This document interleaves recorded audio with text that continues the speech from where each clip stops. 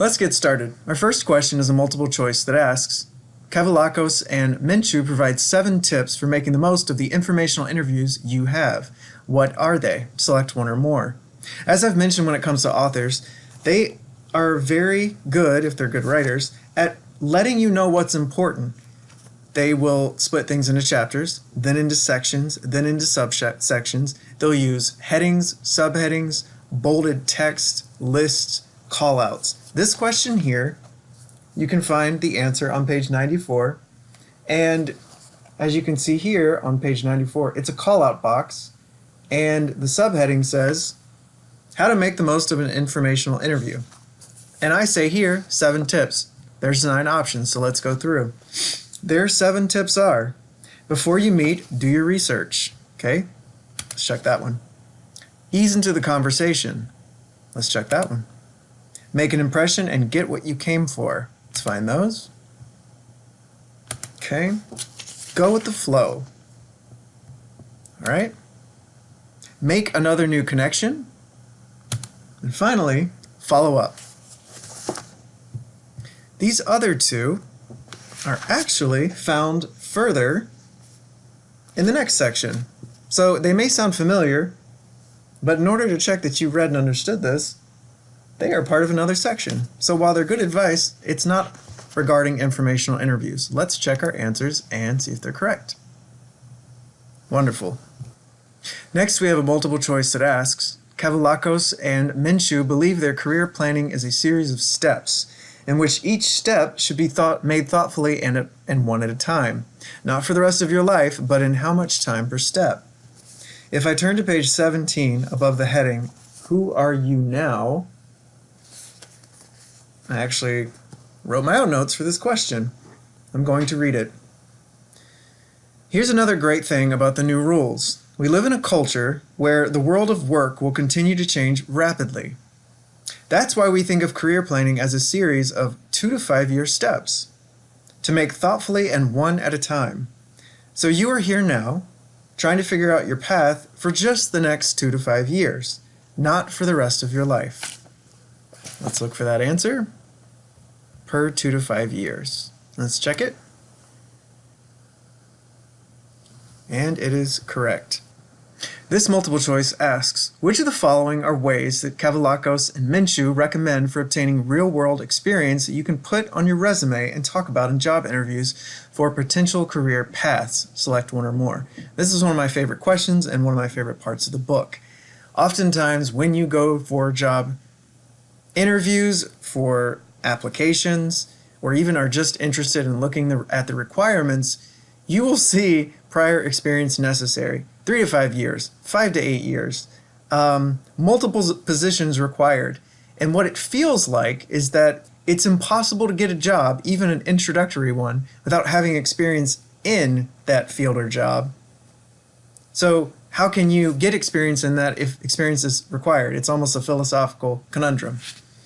Well, if we go to chapter 3, choosing and trying out your next steps, and we look at page 53, they have a subsection called Giving It a Whirl, Test Driving Your Career Paths. And what I like about it is this advice is really good. And what they say is here are some ways to get that experience. They say part-time jobs and work. And as mentioned, they have these actually in headers. All right? Shadowing employees, freelance gigs, internships, volunteering and pro bono work. Okay. And if we skip ahead to some of the next pages, I even check these off myself. They're good advice for anyone that's employed or wanting to be employed. We've got take a class. Maybe you're doing that right now. Immerse yourself in the field, such as through blogs, conferences, events, podcasts. And look at this. All of these are correct. Taking on a project at a current job. Fun quick story. At my last job at Loyola University, I decided on a whim to design our organizational chart. The one prior had been made in Microsoft Word. It was not done well. However, it was made by an executive assistant who is very talented, but that was not their expertise area. But as a graphic designer, it was in my purview and in my skill set to do something really nice. So I did. And a few years later, in 2017, the president of the university saw my org chart, pulled my vice president aside, said, "What software did you use?" My VP jokingly said, "Curtis." And for 2.5 months, I worked with the president and 2 vice presidents, senior vice presidents, to do 55 organizational charts for 5,000 people. So this one that says, where'd it go? Taking on a project at a current job, if you can do that, it's really helpful for that experience. All right, let's check our answers.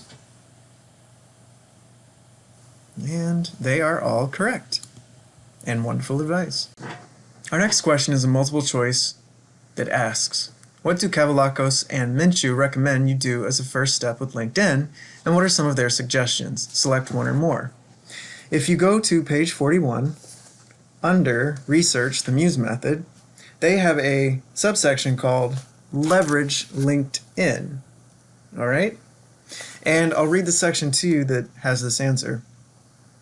They say, where do you start when using LinkedIn? First, look up the profiles of individuals you respect or admire whom you've connected with in your career, or who you just think are interesting to see what roles they've had on their ways to success.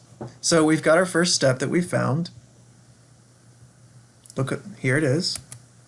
So we are not going to select the other first steps, those are incorrect. These other options are also true, all right? Let's go through them. If you are not sure you want other users to be able to see what see that you have viewed their profiles, you can sign out and use the site anonymously. That's true, and that's advice they give. As you browse people, keep a running list of those who are in interesting positions or contacts of friends and colleagues who might be helpful to engage. It's networking there. Expose yourself to the vocabulary, vernacular, and jargon of a particular role or field to help you build your personal brand and enhance your networking skills. This is a great tool for enhancing your vocabulary, in addition to the courses you've taken and the work that you do. It's another one. And finally, you can stay signed in to LinkedIn while you utilize it so that your prospective contact sees you have viewed their profile. Your name can make its first impression. Let's check our answers. Again, these were found on page 41 going into page 43. And those are correct. The next question is a multiple choice that asks, which of the 5 following correctly describe Kavallakos and Minshew's first 5 new rules? One thing I like about their text is if you go to the beginning of any chapter, they have listed and bolded the old rule and the new rule. So this question is asking you which are the first 5 that they discuss. So for this one, Chapter 1. Your education taught you skills and gave you experiences that brought you to where you are today. But now, your past is a platform to spring forward from, not a ball and chain. So that is that first one. And then, if I skip ahead to the beginnings of each chapter, Chapter 2, the Muse Method. Information is at our fingertips. The internet has made it easy to reach anyone and learn almost anything about a possible career. All right?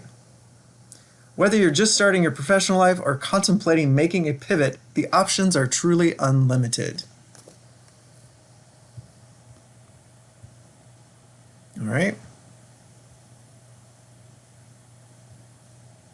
Here it is. And let's go to Chapter 3. I'd probably make this easier on myself if I just went to the table of contents and looked for the pages. And I'm going to do that. So Chapter 3's new rule would be on page, we've got 52, 65, and 86. So page 52. What you want matters. Choosing the right next step for your career is a deeply personal decision, and it's not one you can make overnight. It's now not only okay, but also essential to experiment with multiple options before committing yourself. So the second one, what you want matters. All right, page 65, if I remember correctly. All right, the 4th new rule. Today, brands aren't only associated with products, but with people. And your personal brand can make a big difference in helping you launch a career in a job. Employers are looking for individuals who know who they are and are able to present themselves as attractive employees and colleagues. A strong personal brand can help you establish yourself. Here we are, the building a personal brand one. Oh, no, not that one. My bad. Here it is. A strong personal brand can help you establish yourself. Now, we've got one more rule. It was in the 80s. I think it was 85. Yep, 86. Fifth new rule. Although some of the old rules on how to build a relationship with someone remain viable, networking has become much more nuanced, common, and expected due to social media. All right, networking has become much more nuanced. These other two. Today you have more resources than ever to help you find that position that will be the best match for you. That is actually the sixth rule. Okay, so that's not the first five. And the building a personal brand, website, and digital networking are best utilized by tech and online professionals and those seeking these industries. They are highly recommended, but not necessary for everyone. Both authors recommend these for everyone, so that's not true. Let's check our answers. And correct. This multiple choice asks, according to Kavallakos and Minshew, why have the numbers of roles or functions increased rapidly over the past few decades? Select one or more. If you go to page 3, they discuss this, and I'm going to read it. Our menu of options has expanded in this way largely because of the explosion of new jobs and fields that didn't even exist as recently as a decade ago. Today, there are countless jobs that have only recently become viable career paths, such as social media manager, cybersecurity analyst, UX, user experience designer, to just name a few. It used to be you went off to college, picked a field, found a good job at a stable company, moved up in your department, got your pension, and retired. Unlike the generation before, most professionals now change jobs, even careers, every couple of years. Okay, so what they're talking about here is how technology, again, this is page 3, and they go on to discuss this more. Technology has increased the number of roles or functions rapidly because as technology is fundamental, integral, and important to almost every job out there, or at least industry, those roles are being created and needed. So let's look at these options. We've got technology continues integrating into virtually every company or workplace. Yes. As technology gets more specialized and nuanced, so are the roles companies are looking to fill. Yes. There has been a continuous rise in technology-related fields, or technology-related roles, both technical and non-technical. Yes. These other two, made them up. Traditional manufacturing and agricultural jobs are disappearing and forming new roles in their absence. Sounds good, doesn't it? The increasing freedom of monotonous jobs that overseas markets and machines are taking are freeing up new, creative, and exciting new positions. That may be true, maybe not true. Again, sounded good, I made it up. It's not in the book. Let's check our answers. And they are correct. This next multiple choice asks, which of the following do Kavallakos and Minshew share regarding the amount of time to expect to spend on gaining a true understanding of the industries and specific roles that you're considering, also known as background research? If you turn to page 28, you'll see a call-out box that says, how long will this process take? I'm going to read it real quick. Keep in mind that you don't want to rush this process. You can be efficient, yes, but you also must be thoughtful. Gaining a true understanding of the industries and specific roles that you're considering requires significant background research. In most cases, especially if you're really unclear of your desired path, it may take about 2 months to do all the legwork required. Of course, if you have a rough idea of the field you want to be in and know a bit about it already, you might be able to knock your music grid out in a couple weeks or one action-packed weekend.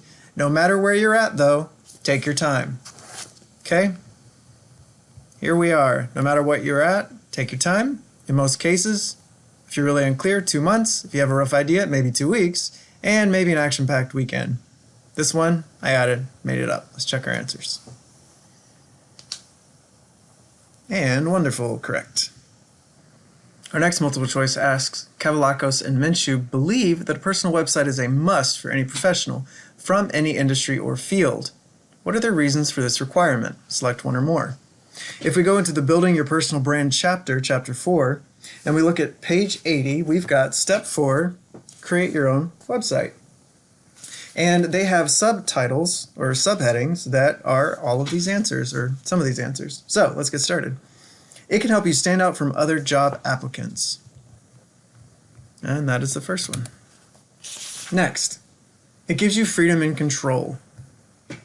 All right. It helps you build your network. It makes you easier to find. And this last one, with a personal website, you can show potential employers and contacts what you offer through links, videos, photos, and samples of your work. It's one of the things they discuss. All right, so all of these are actually correct. Let's check our answer. And that is correct. This next question asks, Kavallakos and Minshew launched their Muse website and wrote this book because they strongly believe which of the following regarding one's job. Select one or more. This is on page 1, under the introduction. I'm going to read it. We believe you should love your job. In fact, we believe that you should be thrilled with your job, and more than thrilled, fulfilled by it. We believe that you can find a career that gives you purpose, one that lets you use a set of skills that give you pride and enjoy a day-to-day that gives you meaning. We believe that your work can and should be a part of who you are and what you value, and what you want for the future of the world, and that you can achieve all of this. All right, so let's check those off. You ought to be fulfilled by your job. Your job should be a part of who you are, what you value, and what you want for the future of the world. You can find a job that gives you purpose. You should be thrilled by your job. You should love your job. It should use your skills and give you pride. Yes.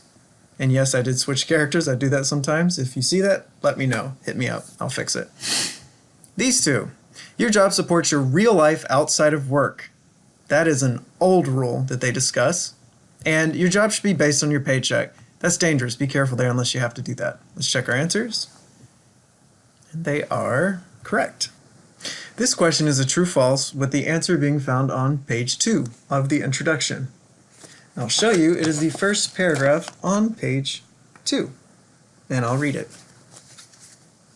This ability to be constantly connected, this blurring our boundaries between work and not work, is exactly what makes it so crucial that your work is something that inspires and fulfills you. These very same shifts also mean there is more opportunity for you to find a perfect fit between the things that fulfill you and how you make a living.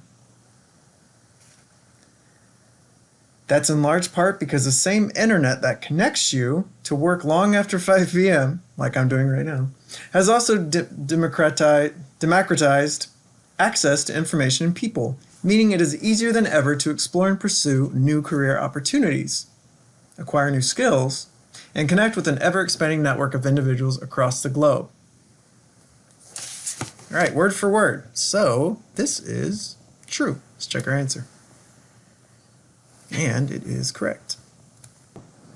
This is a multiple choice that asks, how long do Kavallakos and Minshew suggest the research phase will take, and why should you devote that much time to it? Select one or more. If we look at page 43, and please note this is different from the background research question. Page 43. How long will this research take? It's a call-out box. I'll read some of it. All of this exploration takes time. If you're really serious about launching the next phase of your career, we recommend devoting a minimum of 10 hours a week to the research phase. Okay? We know that can sound a bit like having a second job, and in some ways it is. And if you're currently employed or in school, you may feel that you don't have that luxury. But think about it this way. What if putting the effort into really thinking about your options could save you the headache, not to mention the heartache, of finding yourself in the wrong job altogether and having to do it all over again? And when you think about it, 10 hours is a pretty small amount to invest in your future. It's easy to find excuses. They suggest calendar blocking, all right? And that this is a small investment. So let's check these off. First one. If this seems daunting and easy to procrastinate, they recommend calendar blocking. Not a maximum of 10 hours a week, not about 2 months, but a minimum of 10 hours a week. This amount of time is a small investment to make for your future happiness, and this time, effort can save the headache and heartache of finding yourself in the wrong job and having to do it all over again. Now, this is also the amount of time most people devote to Netflix, Hulu, Disney Plus, and cable TV. I made that up. Sounded good. Could be true. It's not in their book. Let's check our answers, and they are correct. Here we have our first question from Living by the Code, 41 testimonials by people in tech, that asks, what are components Britt Barrick believes make a good leader? And there's Britt Barrick, your first interviewee or testimonial, all right? And as I've said before, a good writer will show you with their formatting and structure of their writing. And in this case, it says, what is your definition of a good leader? That is the first part of this testimonial. I'll read it. A good leader demonstrates empathy and humility and finds a balance between vision and execution. A leader is a visionary who can transform a vision into a plan. A good leader can create a plan that's bigger than what they can do alone, leaving gaps for others to play a role without dictating. Leading means facilitating a growth of others toward a shared goal. You have to choose your battles to do that. You must be able to listen to the team that you're leading, as well as the team that manages you, and then build the intermediate layer. You have to see the bigger picture and the details simultaneously. The details help you understand the bigger picture and help you find the balance between theory and reality. I really, really love their definition of a good leader. Let's find these answers. A person who demonstrates empathy and humility. A visionary who can transform a vision into a plan. They can listen to the team they're leading and the team that manages them. Keep going. One of these is not right. Someone who can see the details and bigger picture simultaneously. Yep. Someone who finds a balance between vision and execution. Let's look at this one that's not correct. Someone diligent in the bottom line, certain to prioritize deliverables with a keen focus on schedule, expenses, resources, and quality assurance. Well, this is actually sometimes good. If a leader is only and always diligent in the bottom line, that is going to cut against a lot of these other aspects of a good leader. Let's check our answers.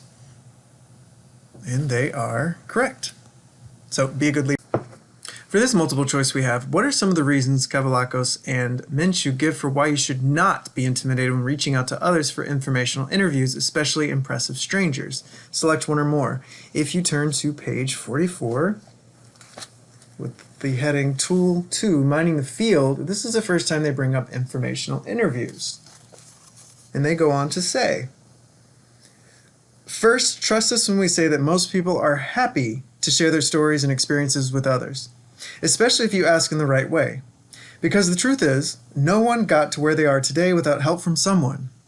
And each person you're about to reach out to probably went through the same process at some point. And it will get easier as you go along. So let's look at these.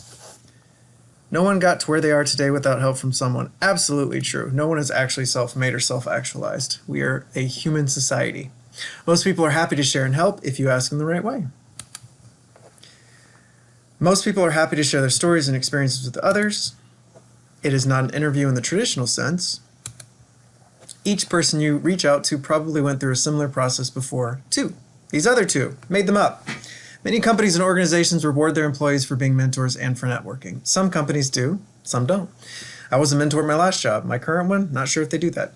LinkedIn offers rewards to users who mentor those in the industry or wish to be in their industry. Again, made that up.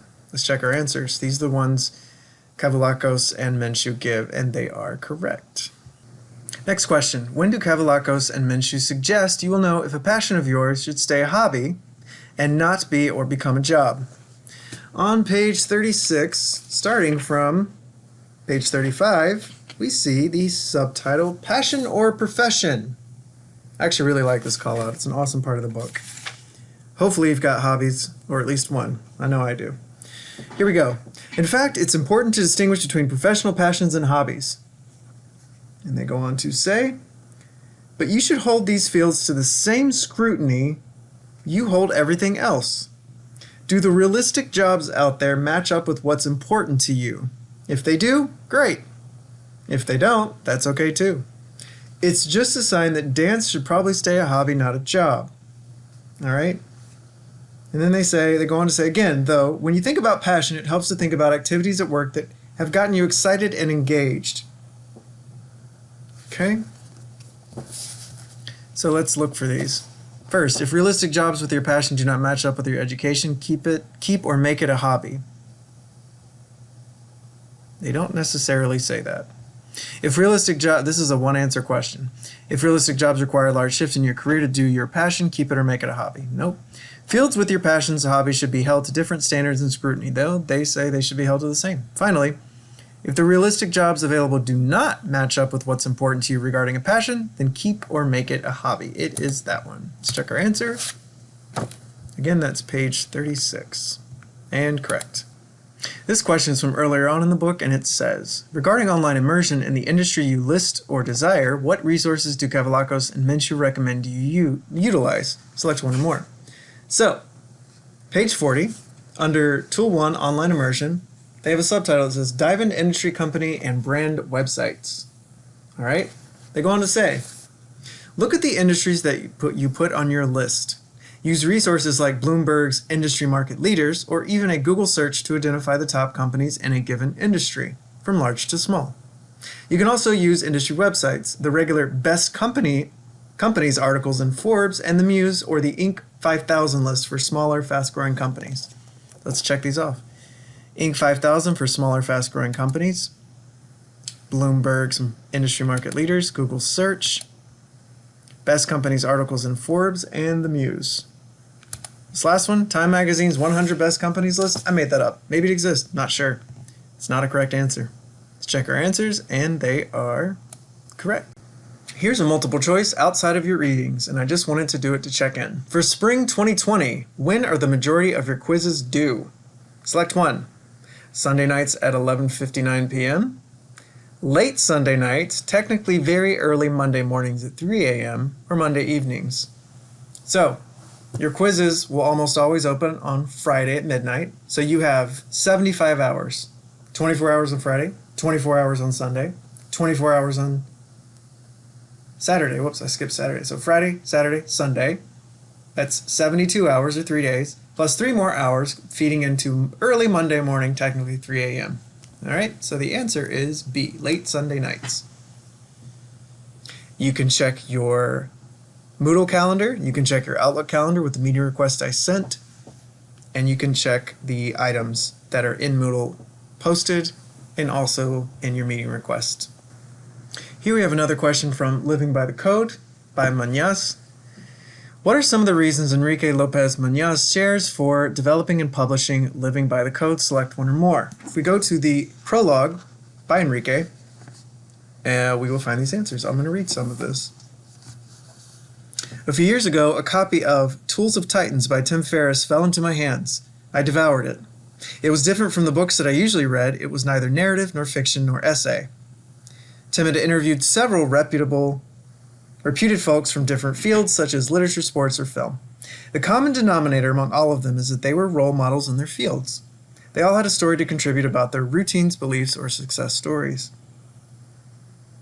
And then he thought, I would love to have a similar manuscript interviewing people in tech. After making a living developing software professionally for around 12 years, there were a few things I was still struggling to understand, things that were not clearly available to me. All right? He goes on to say, what do the daily routines of the titans of the tech industry look like? It is not easy to get a unique answer to these questions that us tech folks have. There might be multiple answers. There's no formal education about it. You need to try it yourself, sometimes fail, and take your lesson. The problem is we only have a limited number of decades in our professional career. So in order to be successful, we need to observe what others are doing. We need mentorship. We need to hear the opinions of others that have walked that path. And this project aims to connect those dots.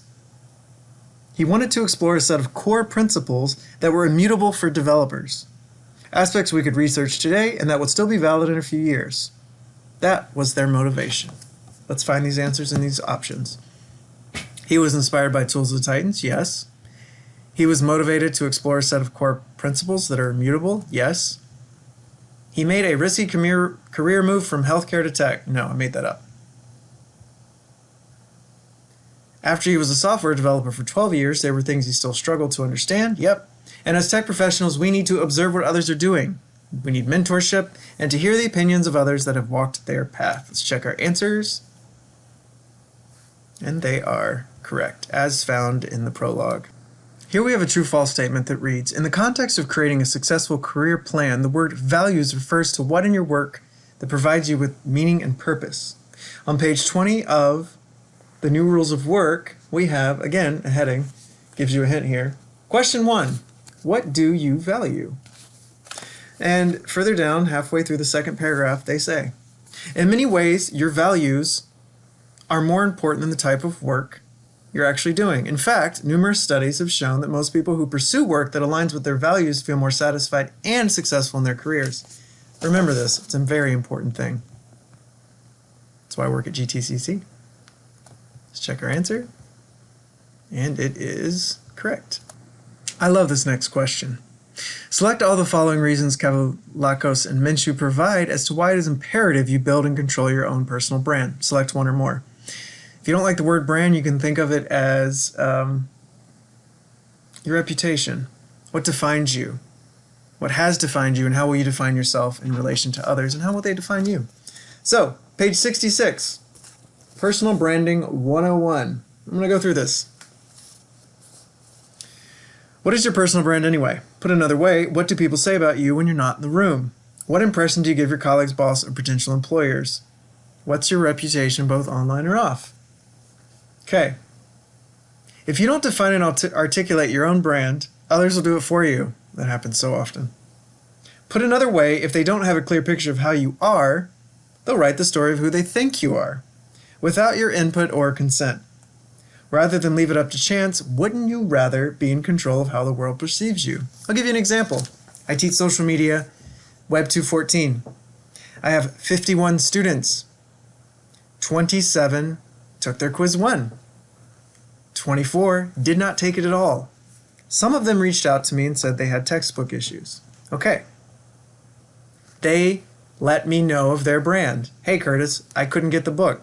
It's the bookstore's fault, or I've been trying, or whatever, so on and so forth. People I didn't hear from, I am going to assume why they just didn't take their quiz. Maybe they're lazy. Maybe they don't care. Maybe something crazy is happening. I don't know. You've got to be able to control your own story, your own narrative, your own brand, your own reputation. Having a personal brand is no longer a luxury reserved for big businesses, mass market products, and celebrities. No matter who you are or where you are in your career, understanding how you're perceived and how you stand out from the crowd of other professionals is absolutely essential to your success. Do not forget that. All right?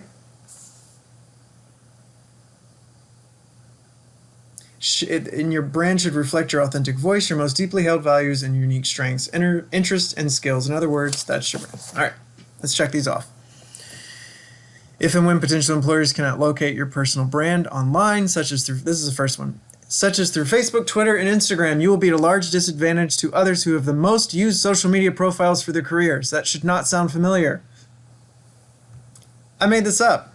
In fact, it's very misleading. It is incorrect. You will not be at a large disadvantage if you don't use popular social media accounts. And indeed, if you overuse them or overshare or are sloppy with, let's say, Facebook, Twitter, and Instagram, it can put you in a large disadvantage. Okay? So that is not an answer.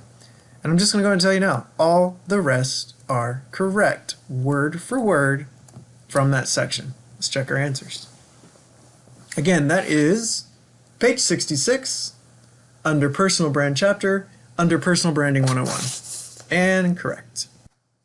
And back to Living by the Code, we've got a true-false statement that says, according to Britt Barrick, work-life balance and staying productive encompass several parts.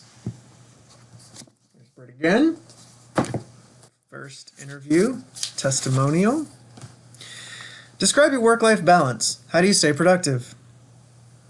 She says, the secret to productivity is to take a break when you need it. Okay? We have physical limitations. We are human beings. She takes a walker, does a handstand. I'm not doing that. If you need a boost of energy. Okay? Have healthy habits in general so that you can be more productive as a routine. Doing enough things that you love and that make you happy are essential as a base for everything. All right? She talks about how she's a yoga enthusiast.